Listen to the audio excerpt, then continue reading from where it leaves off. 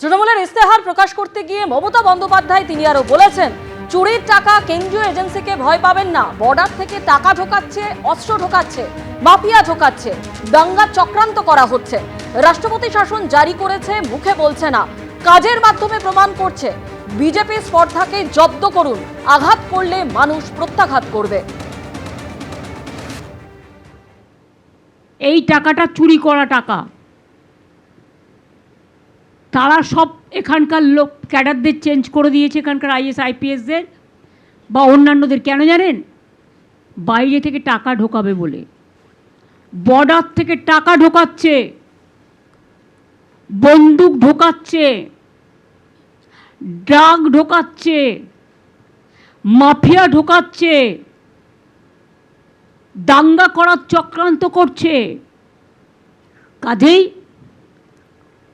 আর জোর করে, জোরপূর্বক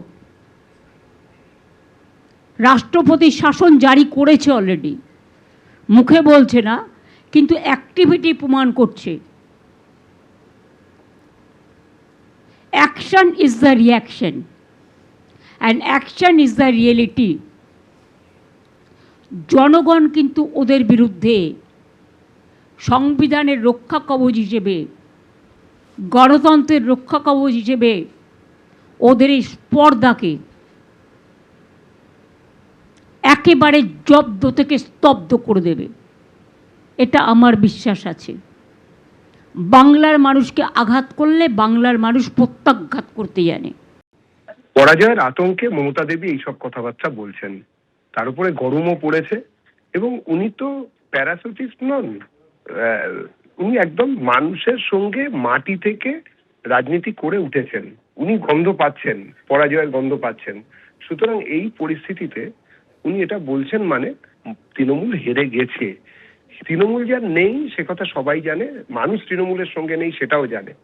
ওরা হেরে গেছে, সেই জন্য পরাজয়ের আতঙ্কে মমতা দেবী এই ধরনের কথা বলছেন, যার সঙ্গে বাস্তবের কোনো মিলই নেই। এসব রূপকথার গল্পে পশ্চিমবঙ্গের বাঙালি আগ্রহী নয়।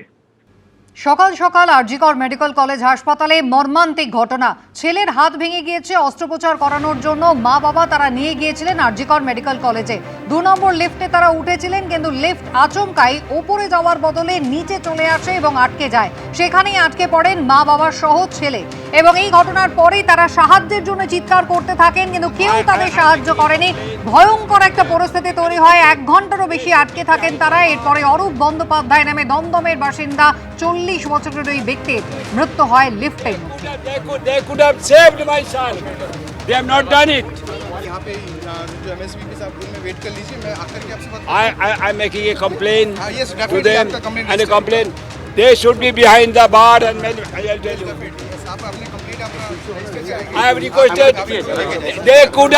They could have saved my son. They have not done it. यहाँ पे जो MSVP साहब रूम में वेट कर लीजिए, मैं आकर के आपसे बात I'm making a complaint yes, to definitely them आपका complaint and a register complaint. They should be behind the bar and I'll tell you. মৃতের বাবার অভিযোগ শুনছেন, তিনি অভিযোগ দায়ের করতে এসেছেন, পুলিশের সঙ্গে কথা বলেছেন, ভেঙে পড়েছে মৃতের পরিবার। কি বলেছেন মৃতের বাবা দেখুন। ওরা উঠিতে গিয়ে লিফটে উঠেছে, ওখানে কোনো লিফটম্যান নেই, সিকিউরিটি যে প্রাইভেট সিকিউরিটি লোক দাঁড়িয়ে ছিল, ক্যালকাটা পুলিশের হোমগার্ড পুলিশ দাঁড়িয়ে ছিল, বডি আটকে গেছে, এবার লিফটম্যান নেই। আমি বললাম আপনারা ইমিডিয়েট এইটা খোলার ব্যবস্থা করুন। ওরা বলছে পিডব্লিউডির কাছে চাবি, কেউ বলছে দাঁড়ান তো আপনি, আমাকে ধমকাচ্ছে এরা সিকিউরিটি স্টাফ সব এই সব, আর যারা এখানকার স্টাফ অ্যান্ড প্লাস সিকিউরিটি আমাকে বলছে আপনি চুপ করুন। আমি বলে ওর বাবা ছেলে মরে যাচ্ছে আর আপনি এখানে বলছেন আপনি খুলবেন কি না, আপনি বাবা এদের পুলিশকে বললাম ফায়ার ব্রিগেডে টেলিফোন করুন, ওরা এসে ভেঙে দিতে পারে, আপনার জানা আছে। ডাকলে এই হতো, ওরা কিচ্ছু করলো না। পরে 2 ঘন্টা বাদে একটা হাতুড়ি নিয়েছে, আমার ছেলে আমার নাতিটাকে নিয়ে ছুঁড়ে ফেলে দিয়েছে। ওকে কীভাবে ভেতরে আমাদের ঢুকতে দেয়নি তো, ওখানে গিয়ে দেখুন লক অ্যান্ড কি করা আছে। এটা যদি ভেঙে দিত তাহলে কিন্তু কোনো অসুবিধা হতো না। কিচ্ছু তো বলেনি যে কি ওখানকার প্রবলেম কি, সেটা ওরা নিজেরা ভালো করে জানে, ওরাই খুলতে পারে। কিচ্ছু করলো না। সরাসরি চলে যাব আরজিকর মেডিকেল কলেজে। আমাদের প্রতিনিধি সুকান্ত মুখোপাধ্যায় রয়েছেন আমাদের সঙ্গে। সুকান্ত, এত বড় একটা ঘটনা ঘটে গেল, কাদের ছিল এই নজরদারির দায়িত্ব? কোনো আপৎকালীন যদি ঘটনা ঘটে তাহলে সেই পরিস্থিতি সামাল দেওয়ার দায়িত্বেই বা কারা ছিল? কি ব্যবস্থা তারা করছিল? দেখো, হাসপাতালের ভাইস প্রিন্সিপাল সপ্তর্ষি চট্টোপাধ্যায়কে আমরা প্রশ্ন করেছিলাম যে এই যে লিফটে এতগুলো লিফট রয়েছে, বারবার পরিজনের তরফে বলা হচ্ছে যে এই 2 নম্বর লিফট তো বটেই, অন্যান্য সমস্ত ডিপার্টমেন্টের লিফটে যখন এটা অপারেট করা হয় সেখানে ভেতরে কোনো অপারেটর বা সেখানে কোনো লিফটম্যান থাকেন না। এই প্রশ্নের উত্তরে তিনি যেটা বলেছেন যে পিডব্লিউডির ইলেকট্রিক্যাল ডিপার্টমেন্ট তারা মূলত রক্ষণাবেক্ষণের কাজ করে প্রত্যেকটি বিল্ডিংয়ের যে লিফট রয়েছে সেগুলোর, এবং 24 আওয়ার্স অর্থাৎ 24 ঘন্টা সেখানে কিন্তু লিফটম্যান সিকিউরিটি গার্ড থাকার কথা রয়েছে।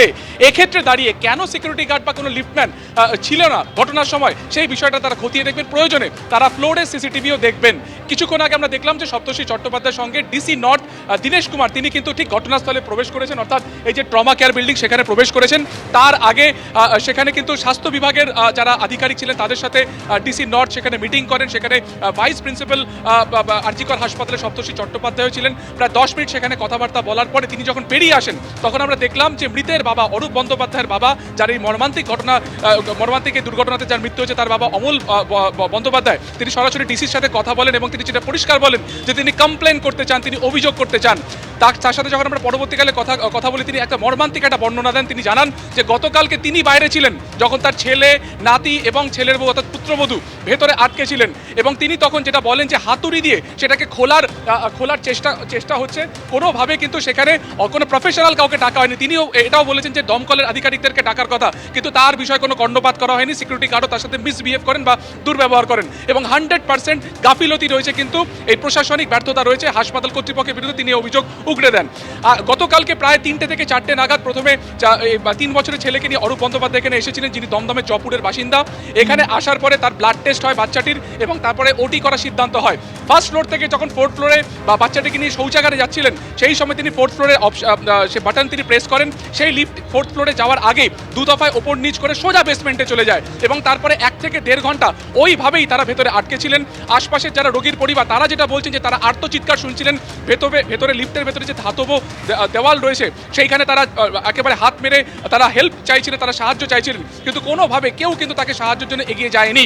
অথচ বাইরে security guard, police, central force, RAB সমস্ত বাহিনী সেখানে ছিল। কিন্তু একেবারে আমি সুকান্ত তোমায় এই জায়গায় একটু বিরত করি। বাইরে নিরাপত্তা রক্ষীরা তারা সবাই উপস্থিত ছিলেন, কেন্দ্রীয় বাহিনী তারা পর্যন্ত দাঁড়িয়েছিল, কিন্তু সাহায্য করার জন্য কিন্তু কেউ সেখানে উপস্থিত ছিল না। মানে যারা দাঁড়িয়েছিল তারা শুধু দাঁড়িয়ে দেখছিল। এবিপি আনন্দ, এগিয়ে থাকে, এগিয়ে রাখে।